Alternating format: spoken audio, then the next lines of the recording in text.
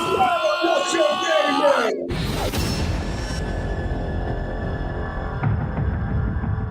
I spin the face of people who don't want to support.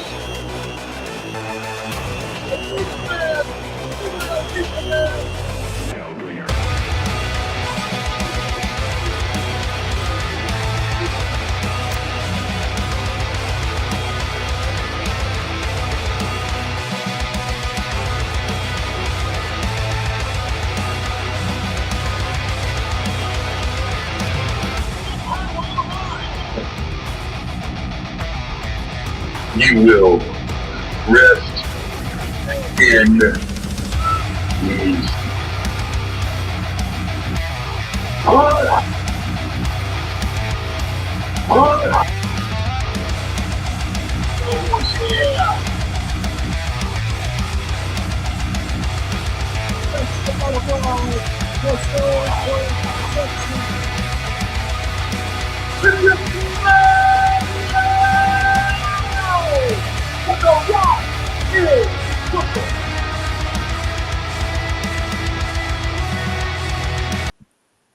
All right, guys, welcome to episode 60 of the Mayhem Show. How excited are you for tonight, guys? We got Big Bill Sullivan, aka Dave Sullivan, on the show tonight from WCW, from an era that I am so familiar with. As you guys know, we talk about it all the time, the era that I grew up with, and I was 9-10 years old when this stuff was happening. It was great stuff, guys. I'm just saying.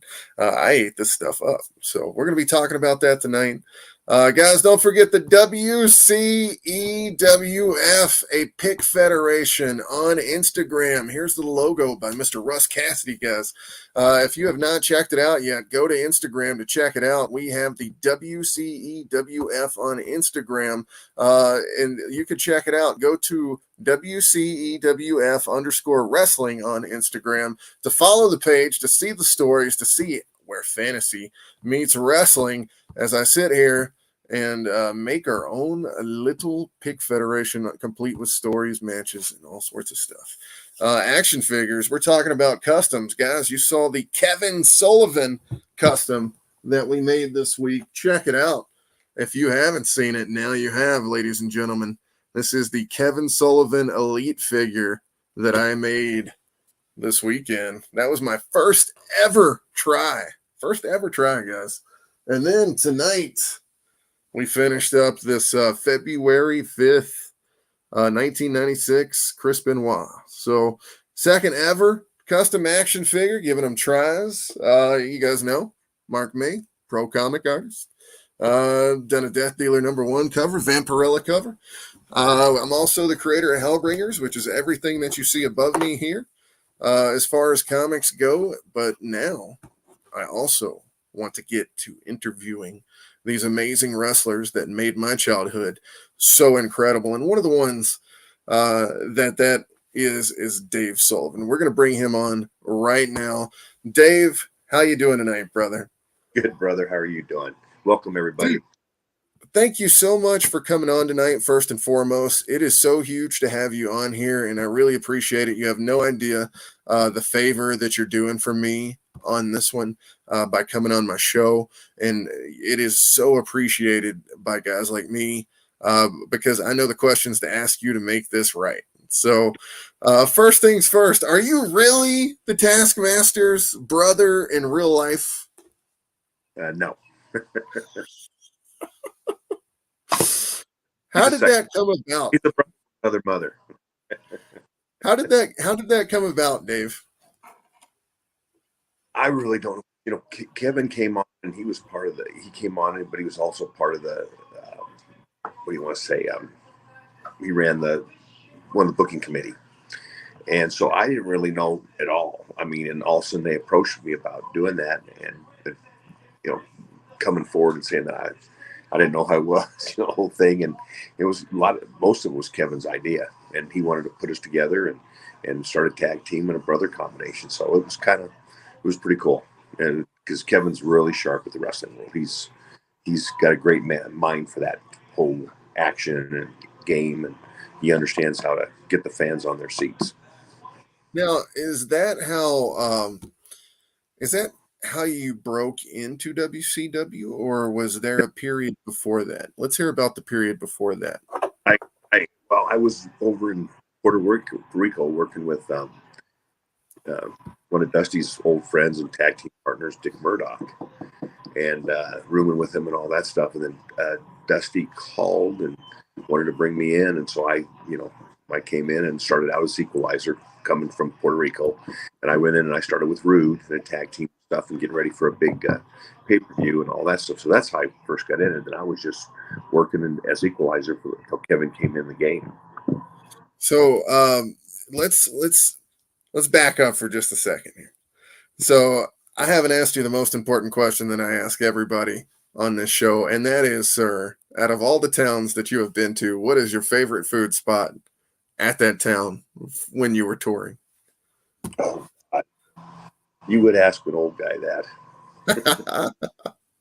I ate a lot of. I mean, I tell you what, being honest with you, the best places I probably ate at were when I traveled overseas in Japan, and because they just treated you like royalty. Because over there, you're part of the. I mean, that's the second favorite sport behind sumo wrestling is professional wrestling. So I mean, you're treated like a king over there. So I mean, those restaurants there are really good. And then of course in Germany, when I was with Otto Bonds, we ate in a place in Vienna, and I can't remember the name of it, but it was an unbelievable restaurant. See, you were right on. You already had the answer ready. Like a lot of people, it takes them the first segment of the show in order to answer the question. So you were ready to go. So, all right, Dave, let's start from the beginning. I kind of jumped into the middle here. Okay. Tell me about growing up. How did you know that you were going to get into wrestling? And tell me about the athletic stuff that you did in high school and school. Okay, so I grew up here. Well, I grew up in Colorado, and then we moved here because my dad took a head football defensive coordinator job here at UNO, and so it's brought us to Omaha. But we started out as kids, that little football and amateur wrestling and all that stuff as little kids, and then we kind of when we came here, we kept it going, and then of course in high school I wrestled and I also played football. But I mean, I'd watch wrestling back then. We'd get the AWA here all the time, and that was probably at that time, if I remember right, one of the largest territories in the country land-wise. So I mean, it probably was the number one, because when you look at Vince, when he stole all those AWA guys, that's when he took off. Now, this is Vern Gagne's territory, right, at the time? Yeah, Vern, and yes, Vern, and I remember watching Harley Race as a kid, all those guys that came through here that would be in this territory that he had and used, and Kurt Henning's dad, I remember him as a kid, Baron von Raschke, all those guys. So I grew up watching them, and I didn't really know I was going to be a pro wrestler because I was just amateur wrestling at the time and doing football.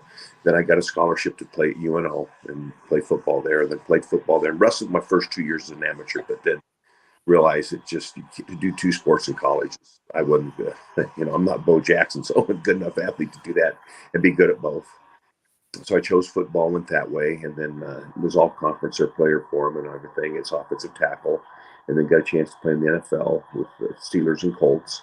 Wow. And then I played in the USFL a little bit before it went defunct with the Breakers organization. Where was the Breakers located? Well, when we first started, it was in Boston. Then it moved to Portland.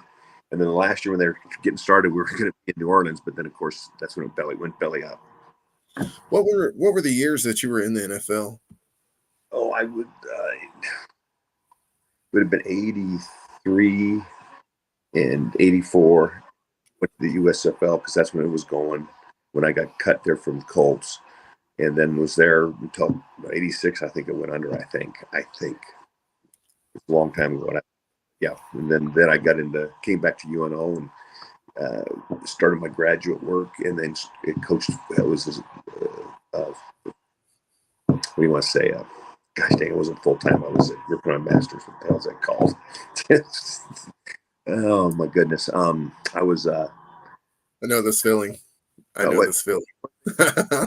GA. I was a GA, but then big into weight training. Then like guys were, wrestlers were, and everything. And the head coach there, Sandy Buddha, made me the strength coach for the college. So I was GA combination full strength coach for the university, and I got their strength program. Muscle started and did all that stuff. So I was into coaching when I first got in. I just watched wrestling, but I didn't have that bird yet in my ear to go do it. So what age are you right here while you're doing this? I'm about when I was about 28, 29. And this is before you got into wrestling. Oh yeah. Okay, so wow. So you had a little bit of a late start, right? So tell us about how you got into wrestling from there. What happened? Well, you know Harley Race. I met he had a real good son who was an athlete, so I met him in football circles because I was down at Washburn University as the offensive coordinator, and I met him, and he said, he took a look at me, and I was still, I look at wrestling. So I went down to Kansas City and started training with him and Bob Geigel, and then Grappler called me, and then I went up there to Portland with Grappler, and I left coaching. I went up to Portland with Grappler, and he finished training me and started me working the Pacific West, which really, if you look at it, was the last official territory that Vince had bought out, took over the TV out. But that was still running because Piper Grappler was a booker, and then Piper came back and helped a lot. And Rodney was a genius. Rodney, still one of the greatest minds of wrestling ever. Him and the Kevin Sullivan, but Rowdy was one of the greatest heels that ended up being a babyface. But God, I really believe this, and the WWF wouldn't have took off like it did if they didn't have Rowdy to go to fight against Hogan and do all that stuff. He could get over big time. Absolutely, because they didn't have a premier heel at the time. I think he was by far the biggest heel. Rick Rude, maybe. But other than that, I mean, you didn't really have much heat on the WWE side back then. I think that's why they had to turn Andre heel, Yeah, Piper was it, man. Then Piper went into TV and trying to do movies, and that's when they Andre the heel. You're right. But Piper, with that Piper's Pit, God, people hated him. That's why he started wearing a leather jacket, is because people would take Mid-Atlantic wrestling, him and Flair. I mean, you watched that, and Piper, even back then, he was doing stuff nobody else was doing, man. And he was on that level. I could listen to them just talk back and forth to each other all day, dude. Yeah, he's a genius, and Flair will tell you that too. He is, when it comes to that business, he's a genius. He really does, and get heat on people. He's good. He's good. Yes, skinny wrestler. Admit it, they all admit it. He's one of the best ever. I mean, that's why he had to wear a leather jacket, because people would take knives and try to cut him. Really? Yes. They actually believed it that much. Yes, they believed it that much. If they tried to hurt him, as he go to and from rings, so he quit going down in with just t-shirt. He started wearing the leather jacket, because he'd come back to the ring and he'd bleed, and he couldn't figure out why he was bleeding, because he didn't gig or anything. Figured out fans were taking slices at him going in the ring, in and out. Jesus, that is insane. Yeah, that is crazy. So what was the last territory that you said Vince bought? PM Pacific Northwest Wrestling. Don Owens owned, and he ran it. That's where Piper started when he first came over from Canada and got trained in California. But he went up there and lived in Portland, and that's why they stayed there. Even though he was wrestling down the Mid-Atlantic with Flair, his family was still in Portland, and he started with PNW with Don Owens there. Wow. See, I didn't know this. I didn't even know about this territory. You don't hear a lot about this. You need to look it up. That's the last one. He finally took over the TV back in, I think it was like 94, 95. He finally got it. Don ran for that long. Wow. TV. You need to go look it up and Google. I absolutely will, because that's if there's a place to watch matches from that, I would love to see some. Yeah, you need to look. Yeah, there's Equalizer stuff, Grappler. God, who was the last guy that came with Smash, Crush on Demolition? Crush. Yeah, he was up there with us. Billy Jack would come in and work some. I mean, we had a good territory. It was a good territory, and it was the last one. We ran Washington, Oregon, and Northern California, and ran that whole area. We traveled up and down the streets. Wow. But yeah, it was the last one. So this is where you get in. So this is where you're talking to us about. This is where you get your debut into pro wrestling. Yeah. So tell us where it goes from there. Well, then from there I also would go over for 6 months and wrestle over there with Otto Wanz, and then I would still work there, and then I would go to uh, Japan, do stuff there with New Japan, and then I'd go down to Puerto Rico and work down there, especially after Brody got killed. And then that's how I would kind of circle and work until the WCW call, I think 94 or something like that. So, I mean, we've all kind of seen the story now, watching Dark Side of the Ring, seeing what happened in Puerto Rico with Brody and stuff like that. I wasn't there at the time. I was just starting out when that happened.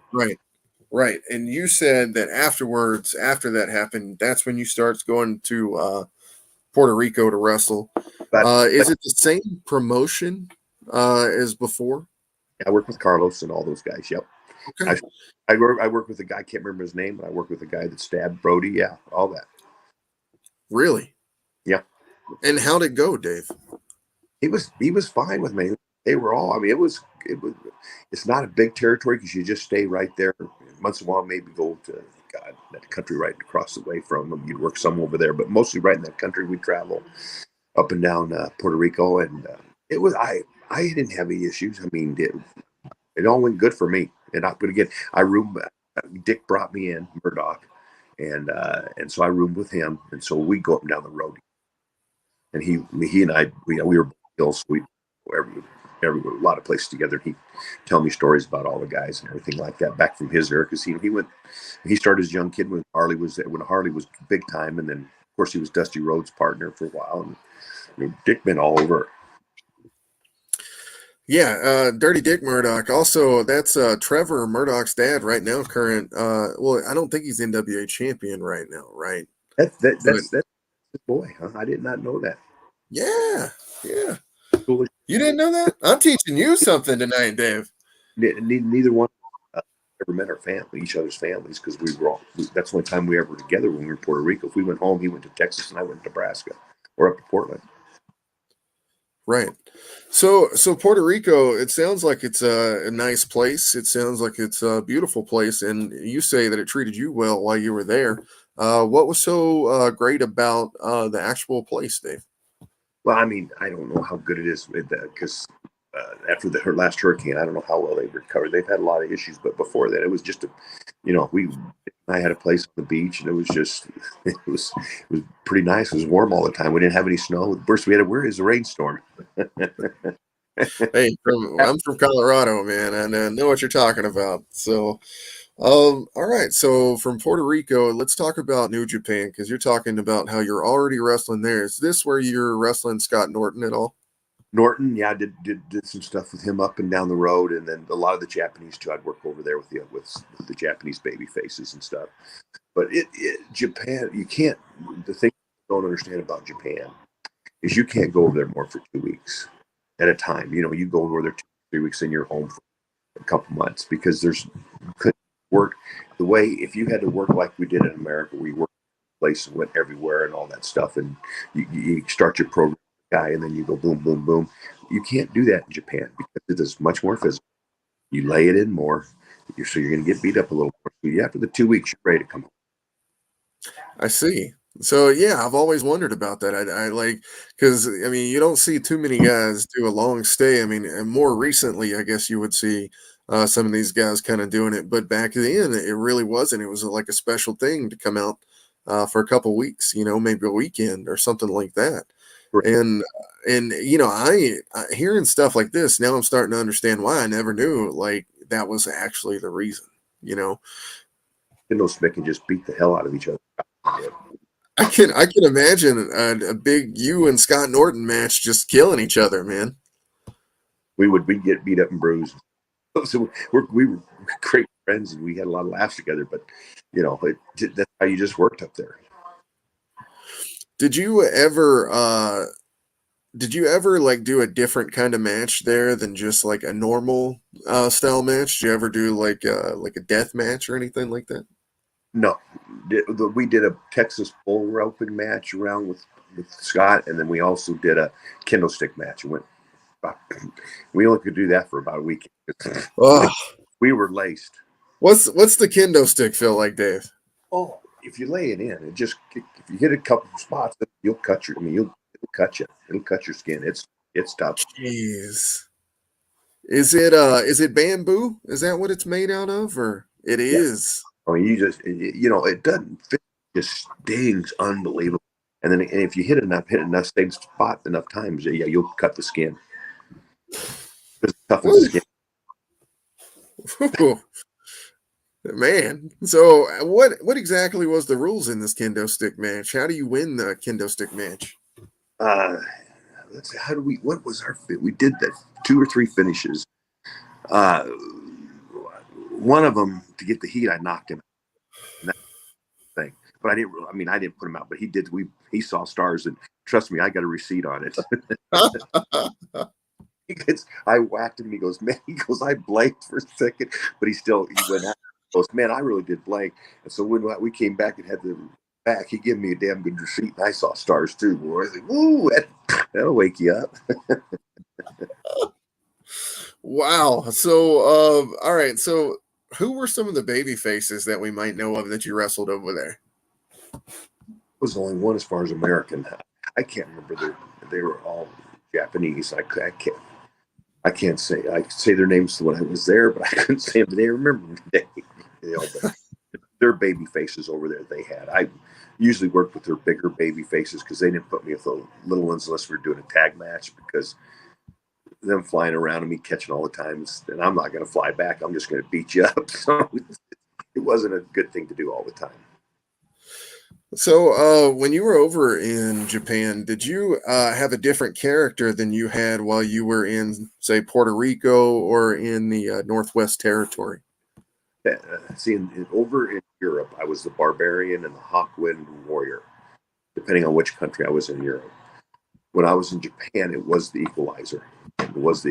So I was pretty much that a lot, except for down in Texas with that group there for a while. I was Captain Ron. I did that heel gimmick. So, I've done a couple. But most of the time it was Equalizer until I became Kevin's brother. Now, when you're talking about Texas, what is the wrestling organization you're with in Texas? Is it the WCWF? Akbar, or whatever his name was a booker. So it was. We worked with the Dallas Monster and whatever it is. I don't know if he had much to do with it anymore, but what's the famous wrestling family down there? I can see all the Von Erichs. Yeah, the Von Erichs? It's his territory. The old man's. But I think he I don't think he didn't do much running. He just owned it until he closed it down. But yeah, Akbar was our booker when I was there working with those guys. What's it like to work with a booker? What is what's the dichotomy of you and the booker? I mean, honestly, in the territory business, you work with guys bookers, so it's really, it's laid out by a lot of them and the guys, so it's really a locker room effort. When you get to WCW or the WWE, even in Japan, it was locker room work because they wanted everything to be right. But when you got the WCW and the WWE, a lot of politics. I mean, it depends who gets the last straw in, and then they come down and tell you what to do. So it's not the same as it is just when you go territory to territory. So, speaking of politics, we know the king of politics is Hulk Hogan, right? But not even close. That's by far the king. Okay, so I mean, you wrestled literally in the era of the king of politics coming into a situation where he controlled his contract, pretty much the WCW. Controlled everybody. That's probably the biggest mistake they made, was giving him that control. So when we talk about that control, did he literally have control of everyone's character, or was it just his? Now, depends who you are in that circle. But I mean, he controlled, and I think Bischoff was right. And before he came in, we had a good committee that did a good job. You had Kevin, you had Gagne's boy Greg was on the committee. Bill Dundee was on the committee. So you had a bunch of good officers on the committee that really, and then they each come from territory. and they understood it, and they did a good job. And you had the guy Graham was there too, Eddie Graham's boy. He's a great guy. I'm sad when he passed, but they were wrestling guys, so they got together in wrestling. Bischoff kind of took over, and he let him run it. But when Hogan came in, you know, a lot of that stuff, the committee still worked there. It wasn't controlled like it was before. You could tell by things the way they were going. There was some more politicking going on. So this is an interesting topic. Like, you have no idea how interesting it is. So there's a lot going on in WCW at this time, not just with the current storylines, but this is a lead up almost 2 years, 1 year right before the NWO happens. Which, let me ask you a question. When this happens, how did you feel about it? Oh, I thought it was good because I think Razor and God, these names. Yeah, I've been hit too many times here. Kevin Nash? Kevin Nash. It was good. And they brought Norton in there, and it was good because it put we needed something with heat. Because we had good baby faces. You had Sting, and you had me, Hogan. I mean, you had Hogan, the number one baby face in the world, right? And you still had Sting there. I mean, you have two of the top baby faces. We needed some heels. So when they came in, that we needed that. That was important. It was good. I agree. I have watched every episode. Hogan over to it. That was good too because he was losing his baby face. People started booing. I mean, they were booing him in the arenas. Right. Like, I'm sitting here, I'm watching Nitro right now, in the year of 95, 96. We're up to 96 right now, right before this is all about to happen. And it's not that it's starting to get stale at this point. It's almost like they've been running the same program for 2 years is kind of what it felt like with the Dungeon of Doom.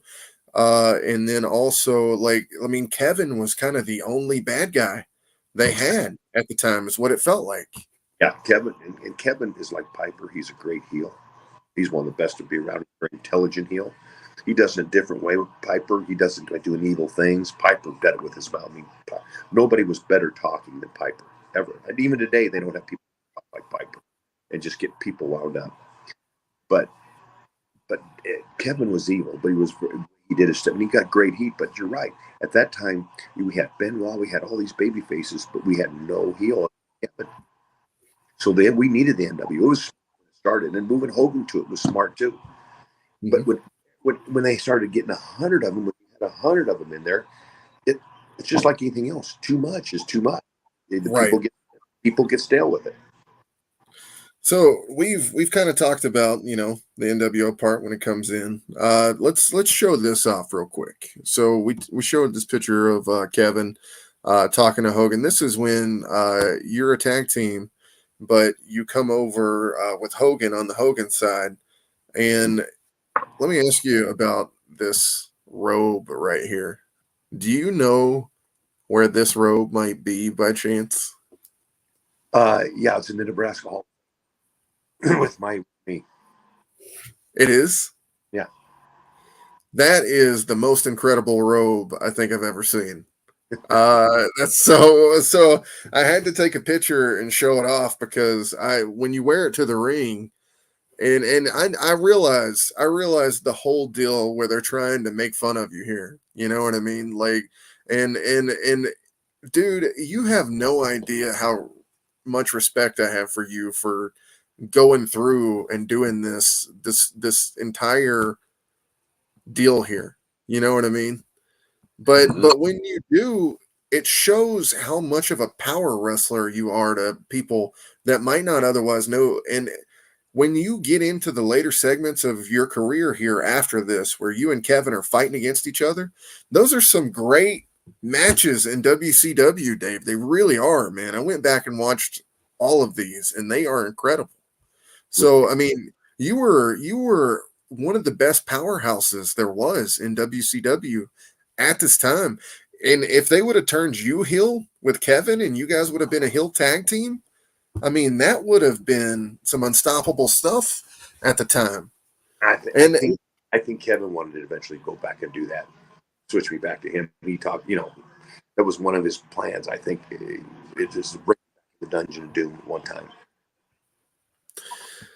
So what was I guess the feeling when Hogan was coming in, like the year before? What was TV like? Because we're talking about like Vader and Flair pretty much carrying it with Sting, and tell me a little bit about this time period right before he comes in.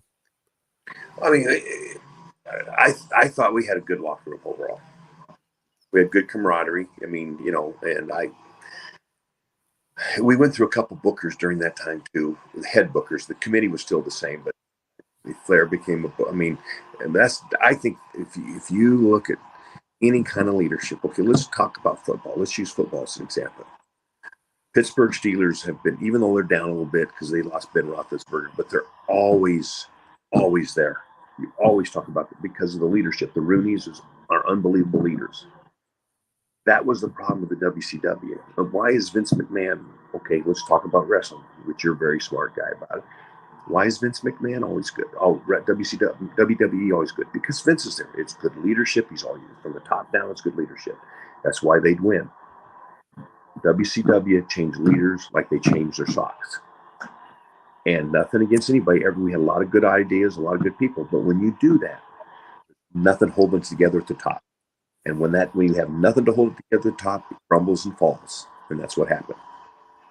And so they just never found that leader then. No. And then when Bischoff comes in, is he ever in charge of booking at all? He helped put stability. The kid in the committee put stability. They really did. And I think when they first brought Hogan in, they had the right idea. I think they did. It popped big with him. And I think they had the right idea. But I think the mistake they made is they give him control because he's one of the boys. He should be part of the committee and maybe be part of the committee, but he shouldn't be where he has final say. That's right. Yeah. And then now you throw it. Here's what you do. You throw another leader in there. So how do you keep continuity when you have all those leaders doing this? Everybody pulling a different way. It's the old saying of like too many chiefs, not enough Indians, right? I mean, you look at organizations are always there in the top. It's because they have good leadership, and that's why I think you can look why the W, and because WCW we were beating them in the ratings. That too. Studied it, okay, but you had Vince, you have one guy, you have one plan, you're working it, and he came back and he bought up next to nothing, and all those tapes for next to nothing. Pennies on top. You sit there and you think about what WCW is actually sold for right now, and like anybody could have bought this. And you think about the library that's on, say, like Peacock Network right now. WCW, not Vince, but Ted Turner had AWA stuff. He had all that stuff. The library, he had the Florida Championship Wrestling. I mean, that whole library that Vince bought, pennies on the dollar. And look at it now. Why would he actually make that deal? And in my head, it still doesn't make sense at all. Like, what he did, you mean? I don't understand why they sell WCW. Because, okay, if you remember, right, while you're young, okay, Ted Turner sold his whole organization to the Warner Brothers up there in New York. He made billions. So when Ted sold it, now you had a big conglomerate company. They just sold off parts, and they probably had, because of being so big and all the different parts they had, being from New York, they probably had a relationship with Vince and said, "Yeah, go ahead." I'm sure that's a lot of it when you look at it because they just sold it off. It wasn't Ted that sold it off; it was Warner Brothers. And okay, they didn't need it anyway. They had so much difference. I mean, it's Warner Brothers, right? So Vince hears about this. He goes in, he swoops it up, and the rest is history. All the tapes on the dollar. It would have been nice to see him just continue the WCW show, the WCW brand, and just keep that going. Maybe put it on the night after, Tuesday nights or something like that, and just keep it going. Instead of doing what they actually did, which to me was one of the most disheartening things I've ever seen. Like some of these ECW, WCW guys that absolutely could have made it like Buff Bagwell, bring him in for one match and then cut him immediately the night after. Like, come on, man. Like, this dude was carrying Nitro for a little bit there at the end. It felt like his emergence as a main eventer was happening, and WWE was just not having it. They were just like, yeah, you get the main event as you come back in against Booker T, and then they gave him the axe the night after. Mm-hmm. It's insane to think about. Oh, did you know Marcus Bagwell, Dave? oh, very well. Yep, we talk every once in a while. I'm glad he's doing better. DDP helped him out because he had some time there where, shoot, it's amazing he's not right, and it's glad DDP helped him and he's doing really well. I'm happy for back Marcus because Marcus, in his heart, is a great guy and a good person, and it's too bad that that's what drugs can do to you sometimes. Just right. It's horrible things like that happen to people, and you see them kind of lose their confidence, and they're not the same person per se like when you talk to them. Right. It's sad. It really, because he's a good man. Marcus is a good guy. I love him, but yeah, I really felt bad for him. But and DDP helped a lot of guys. He's done a good job doing. I mean, Jake would probably be dead by now. I mean, so you got to give DDP. He has a good heart and he cares about the boys. Did you know that Diamond Dallas Page was 35, 36 when he got into the industry? We talk about that time because I was younger and he was. He got it later than I did, but yeah, we both got it in late. When you look at ours, that's kind of unheard of for wrestling, isn't it? Yeah. So how does DDP do this? How does he all of a sudden think, man, I'm 35 years old, I'm going to go in, I'm married to Kim Page, and we're going to do this, and we're going to get into y'all's rivalry here too while we're talking about this. Okay, but no, I just think he when he ran a bar, he owned and ran a bar in Florida, and that's where he met his wife, Verna McKim. And he just he did that for a while, but he's always hanging around the boys. So he started messing with Florida before he came up here and started working with us. And he traveled a lot and worked a lot, but he just, Diamond Dallas worked very hard, very diligent, and he was a hard. You give him credit for it. He worked hard, and when somebody works hard and does stuff, you got to take your hat off to him and say good job. I absolutely agree. So let's talk about whose idea it was to do the match where just go into it. Go into it, Dave. I think it was kind of Dallas and we kind of talked about doing it and having some fun with it. And it was kind of and bringing Kim in, get her going a little bit too. She was going to eventually be doing that dance thing with Nitro Girls. And you're getting me in my history lesson anyway. So we got her going and brought her into it, and then it would end up being a good little gig. It was different, but it was fun. It's not, I'd much rather be honest with you. I know I did well for babyface, but I'd much rather be a heel. Okay, you would. Yeah. I mean, the face was fun, but being that big goofy Sullivan, I mean, that was just different. I'd much rather go out and do the Equalizer and Hush and chase people around, have fun with it, and get, let the baby face get over and all that stuff. But I mean, to me, the baby face thing was just a rabbit thing and all that stuff. It wasn't that fun doing that. But I did it because it's part of the show, and you do it and all that stuff. But it was fun being with Kevin and doing stuff with him.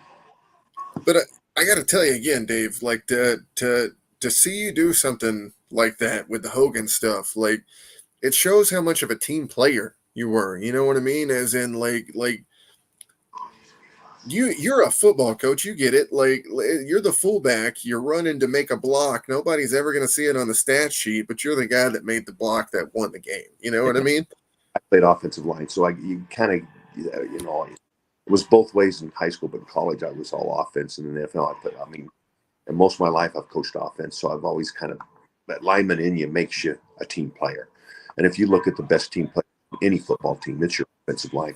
And when your offensive line's not good, I don't know how good your quarterback is. or your running back are. They're not going to be very good. So those 5 guys are the key of that whole offense.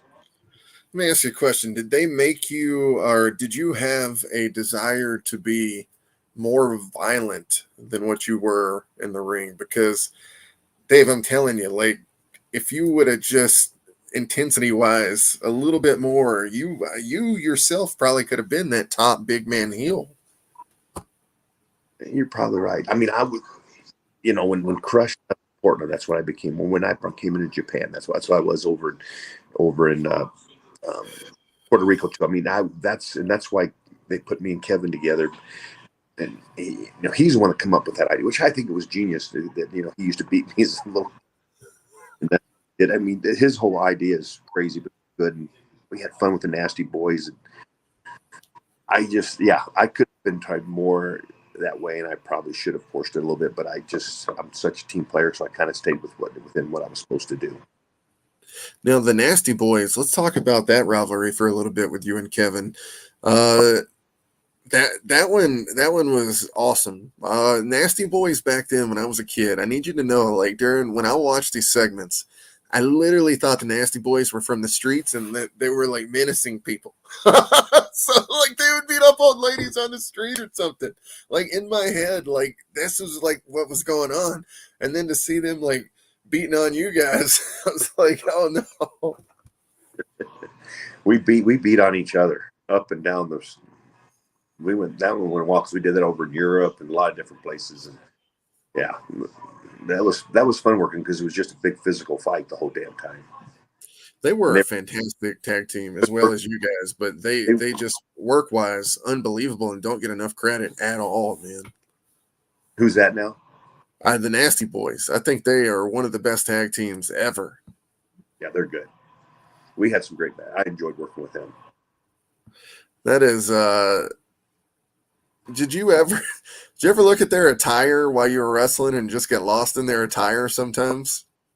We do spots and everything. We be working and talking and everything, and you look at them damn things and you start thinking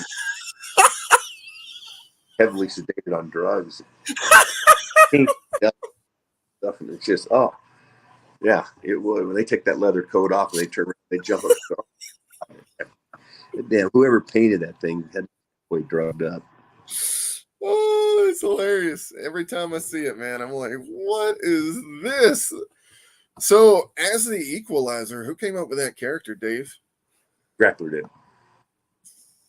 When he was finishing my training out, he'd come up with that. So, Nord would come in. Nord, the Berserker, Nord the Barbarian, and John would come in, and we'd do stuff together. We'd pack the houses because we both were the same gimmick, and we could do hush. We had some good trash can matches and everything. So kind of developed the Equalizer character. Why was it not kept? What's that? Why was the Equalizer character not kept? I know WCW decided they wanted to go a different route with that Kevin, and that's when it all changed.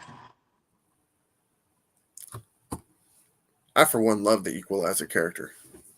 Thank you. I appreciate that. It means a lot. I'm just saying, like, it would have been... Grappler would appreciate it, too, because he's the one to come up with that, worked at it. It would have been incredible to see you run all the way through with this guy.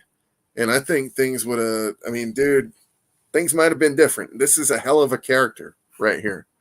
You know what I mean? Mm-hmm. So, this is a U.S. title run character off the bat. Just I'm telling you right now. Like if it was in my pick fed right here, mm-hmm. Equalizer's getting the title shot tonight. You know what I mean? Gotcha. Appreciate that, man. Means a lot. Absolutely. So let's get to where we're in 96. What's going on around 96 for you? Just doing babyface stuff, working against other heels. Pretty much nothing major, and then I left there, and then I went back and I started working in Puerto Rico again, Japan. I did that, different countries, worked some down in Oklahoma and Texas in about 2001. Then got back into coaching. So let's talk about your coaching real quick. I'd left the WCW in I think 97. 97. 97. So in 97, what happens? What makes it to where you have to leave, or Well, that you want to leave? they're letting go of me. So they were doing that. I wanted to still do this, so I wrestled. And I moved into Bentonville, Arkansas, and when I moved there, I started working the Oklahoma Territory. Then I traveled and worked other parts of the world because there was no big territories anymore other than the WCW wasn't long either after they were ate up. When that happened in '99, 2 years after I left. Right. So by that time, was it already like a disaster? I was still wrestling, the circuit and doing different things, and there was no more WCW. It was gone. Right. So you had it better off than other people, it sounds like. But here's the thing is what happened during that time in 97? Did you already feel like it was a disaster already imploding? Well, when they kept adding guys in the NWO, and they kept adding and adding and adding, you go, you're going to kill this thing. And I think Kevin Nash has even said he was realizing in the end this thing was too much. I've heard him talking on podcasts. You guys have him on there. And he just said, yeah, at the end it was getting too much. And I just think the TV people said, hey, let's just, and I think at that time it cost them way much more money than what it was actually bringing in revenue. And I think it was an easier to sell thing. And that's why they sold it for next to nothing, I think. I wasn't in the meetings, but that kind of happened because they had a very high payroll. And they probably weren't making that much money with TV and your advertising and your pay-per-views that they needed to pay for the payroll. And that payroll was gigantic at this point. It's almost like they had buried themselves in a gigantic amount of money. Yeah. I mean, their payroll was, and that's why Vince did what he did, because he didn't want the payroll. When he bought it next to nothing, he bought that payroll, but he sure was moving people out of there. So in 97, I have heard in an interview with Kevin Sullivan where he thinks that Hulk Hogan might have been responsible for you maybe being let go, Dave. I think what happened was Brutus, some fans said I looked like Hogan when I was being evad with the Hulkamaniac, right? And so Brutus went back, I think, in the locker room. And after that, he wanted me out of there. Yeah, that's what I didn't. At the time, I didn't know what the heck the deal was. I didn't have a clue. I didn't know. Kevin kept it pretty quiet. And then later on, Kevin come out and said that. Yeah. He said Hogan was the main reason. He said it was dumb. He said, Bill, the only reason why he looked a little bit like Hogan is because they had me dressing like Hogan. Exactly. I mean, you were the Hogan maniac, dude. Yeah. Okay. And that was that's what Kevin wanted and Hulk wanted it too. We want, you're going to be the Hulkamaniac. We want you to look like Hogan. So I washed my hair. I did all this. I figured that's what they wanted, right? And that's what Kevin said to do. And then I wore that gimmick and all that stuff. And that's what everybody said. That's what they wanted. Then all of a sudden, fan makes a comment and Beefcake something, and Hogan changes his way. Just because one fan, right? Unbelievable, man. Who's like Kevin says? Who's the bigger mark, Hogan or the fan? Oh yeah, for real, absolutely.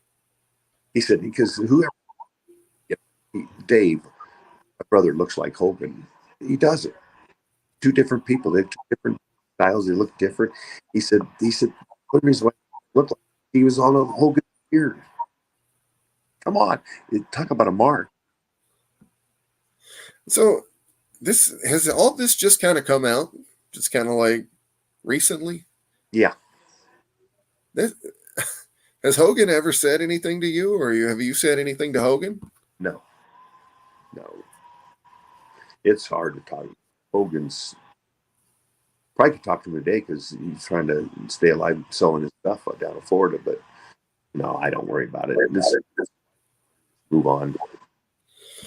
Well, I got to tell you, that's really shitty, Dave, and I'm sorry that happened to you, and it wasn't warranted, ladies and gentlemen. Like I said, if the man could have just had a run with the Equalizer could have beat Hogan, and then you could have fired him after that for getting beat.